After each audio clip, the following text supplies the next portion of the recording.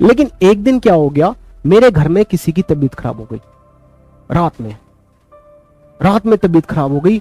और इस समय तो भैया डू एंड डाई वाली कंडीशन थी। मैंने आओ ना देखा ना ताओ, मैंने ये नहीं सोचा रास्ते में कितने गड्ढे होंगे, मैंने ये नहीं सोचा कि बहुत ज्यादा टाइम लगता है।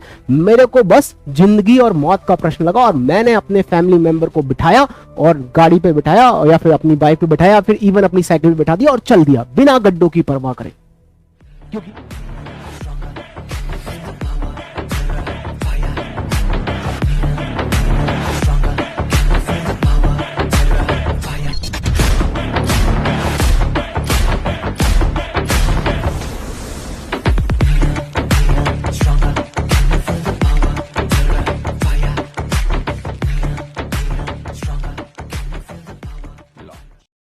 क्योंकि अब मेरा ध्यान मंजिल पे है, रास्ते पे नहीं।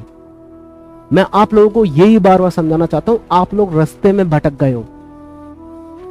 आपका ध्यान आपकी मंजिल पे कम, उसकी प्रिपरेशन पे जाता है कि रास्ते कैसे हैं, रास्ता में गड्ढा कौन सा आएगा, कौन सा रास्ता साफ है, कौन से रास्ते में कम गड्ढे हैं, कौन सा रास्ता स्मूथ है। अरे नहीं बेटा, जब मंजिल दिमाग में हो ना तो रास्ते दिखते ही नहीं है।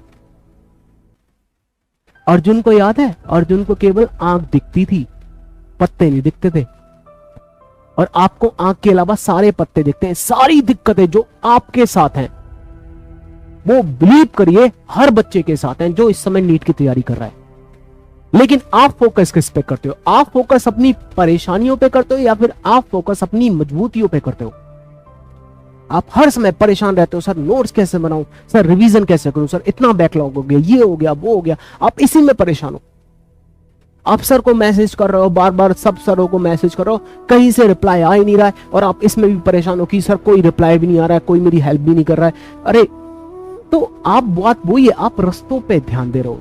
याद है, जिस दिन तबीयत खराब होगी ना उस दिन आपको रास्ते नहीं दिखाई देंगे, क्योंकि वो डू और डाई वाला प्रश्न होगा, जीवन मरण वाला प्रश्न होगा। उस दिन आप रास्ते नहीं देखोगे। और ये चीज सच है। हो सकता है किसी किसी बच्चे ने जिंदगी में ये चीज जरूर कर रखी होगी, उनके पापा मम्मी ने जरूर ऐसी चीज फील कर रखी होगी कि किसी की तबीयत खराब थी और वो लेके बस भाग गए अस्पताल की तरफ। उन्होंने रास्ता देखा, रास्ता नहीं देखा, बारिश हो रही है, ठंड पड़ रही है, गर्मी पड़ रही है, नहीं देखा। कितनी गर्मी, वैसे आदमी सर मतलब घर से बाहर नहीं निकल रहा है दोपहर में, और जब तबीयत या फिर कुछ ऐसी प्रॉब्लम हो गई, आदमी ने कुछ नहीं देखा और भाग गया। इतनी ठंडी, आदमी लिहाफ से बाहर नहीं निकला, रजाई से बाहर नहीं निकला, लेकिन तबीयत खराब होगी और आदमी ने भाग गया सीधे। बारिश पड़ रही है, इतनी बारिश पड़ रही है कि लोगों का चलना मुश्किल हो गया, लेकिन किसी के घर में तबीयत खराब है, आदमी आओ ना देखता है ना ताओ भाग जाता है, क्योंकि उस समय मंजिल जो होती है ना वो जीने और मरने का प्रश्न होती है। तो बेटा यहाँ पे भी मैं आपको ये बोलता हूँ, सपना आपका, मंजिल आपकी। रास्ता क्यों देख रहे हो? मंजिल देखो ना। मंजिल क्या है? मंजिल पे फोकस करो, रास्ते पे फोकस मत करो। कैसे याद करूंगा सर? अरे जब करना है तो करना है, फिर उसमें आपके दिमाग में ये आ क्यों जाता है कि कैसे करना है? सर आपको बस ये लगे यार करना है तो करना है, करना ही है। सर से भी पूछूंगा, सर क्या बता देंगे? सर आके मेरे दिमाग में कोई डाल थोड़ी ना जाएंगे, सर कोई भगवान थोड़ी ना है भाई। सर भी तो यही बोलेंगे बेटा तू कर, और क्या बोलेंगे? तो बेटा जब करना है तो करना है, इधर उधर की बातें बहाने मत बनाओ। बैकलॉग तुम्हारा है, तुमने खुद क्रिएट किया, तो कौन मैं आके नोट्स लिखूं, मैं आके पढ़ूं? आपको ही पढ़ना पड़ेगा।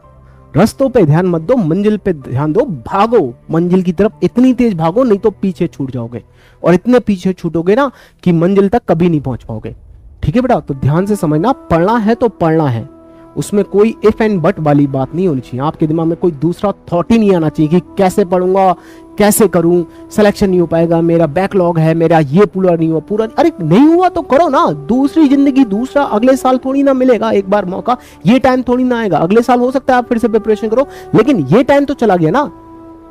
जिंदगी में कभी किसी चीज का अफसोस नहीं होना चाहिए कि काश मैं उस साल ज्यादा मेहनत कर लेता तो आज डॉक्टर बन जाता, जो आज मैं कहीं पियोन बना हुआ हूँ, क्लर्क बना हुआ हूँ हॉस्पिटल में, एक लैब असिस्टेंट बना हुआ हूँ।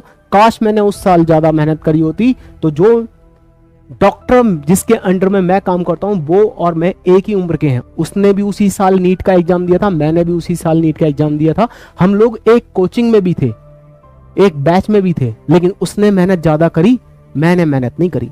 काश मैंने उस समय मेहनत कर ली होती तो ये जहां पे डॉक्टर बैठा है वहां पे आज मैं भी बैठा होता, लैब असिस्टेंट नहीं होता।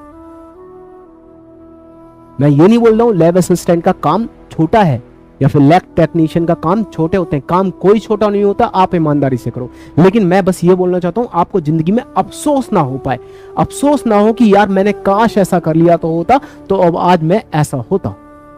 ठीक है, तो बेटा जब ये आप मान लेते हो करना है तो करना है, तो फिर कोई और बात ही नहीं आती। यही मैं चाहता हूँ हर बच्चा यही मान ले कि भाई करना है तो करना है।